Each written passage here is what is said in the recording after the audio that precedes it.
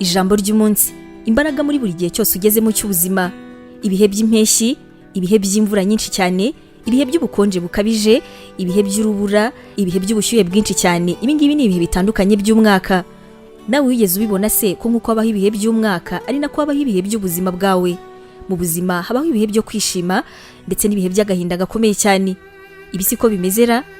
Aha noneho tuza kuko hari ijambo rimwe muri Bibiliya riguhumuriza. Iri jambo ni ubwiza bw'Imana, ukudahinduka kw'Imana. Twiga kudahinduka kw'Imana ndetse n'ubwiza bwayo mu mirongo itandukanye ya Bibiliya, nko mu Bakorinto ba mbere igice cya mbere guhera ku murongo wa 9. Aha Pawulo avuga uburyo Imana ari umwizerwa binyuze mu bo yahamagariyemo Kristo. Kuvuga ko Imana ari umwizerwa kandi itagihinduka ni ukuvuga yuko ikora neza ibyo yasezeranye yuko izakora. Imana izakomeza amasezerano yayo kuri wowe kandi izabana nawe mu bihe byose, yaba ari ibihe byiza cyangwa se ibihe bibi byose by'ubuzima bwawe.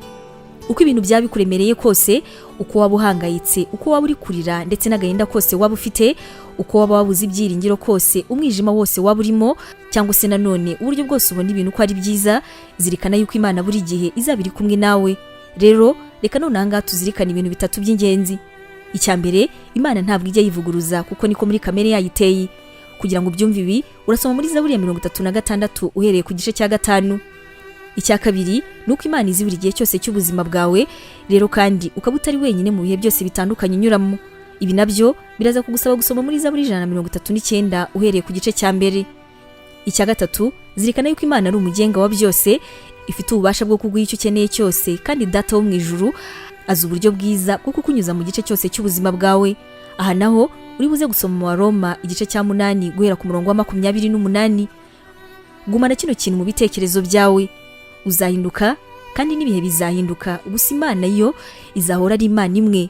Ntabwo Imana izakureka, ntabwo izakwirengagiza, ntabwo Imana izahinduka, izahora ari Imana imwe iteka n'iteka. Iri kumwe nawe none ndetse no mu bindi bihe byose bizaza no mu myaka iri imbere. Ubuhangange ni ikirango gikomeye cy'Imana none n'iteka ryose. Imana iguha umugisha. Tangirana umunsi wawe n'ibyishimo watewe n'ijambo ry'Imana, ukora subscribe hano kuri Nemi TV. Biroroshye cyane, ni ugukanda kuri ako kantu k'umutuku ubona, ubundi ikintu cyose dushyizeho ukaba uwa mbere kukireba. Ntugacikwe n'ijambo ry'Imana tukugezaho umunsi ku munsi. Komeza ubane natwe.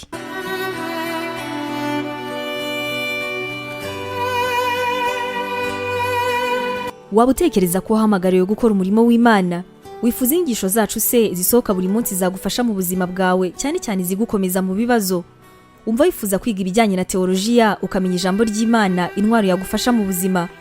Duhereye kuri iki kibazo cya nyuma, niba igisubizo cyawe ari yego, ngufitiye inkuru nziza cyane. Iyi nkuru nuko tugufitiye ishuri rya teolojiya kandi wigira ku buntu.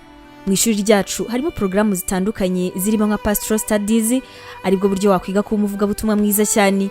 Tugufitiye kandi Biblical Studies, ariyo masomo atandukanye ya Bibiliya, ndetse na Christian Counseling, inama za Gikristo zifasha gukomeza imitima. Kugira ngo usobanukirwe biruseho, wasura urubuga rwacu arirwo wa@nemibibleinstitute.com, cyangwa se nanone ukaba watwandikira kuri WhatsApp kuri izi nimero 141 232 650 34. Wanatwandikira kandi kuri email yacu ariyo nemevangelism@yahoo.com. Imana iguha umugisha.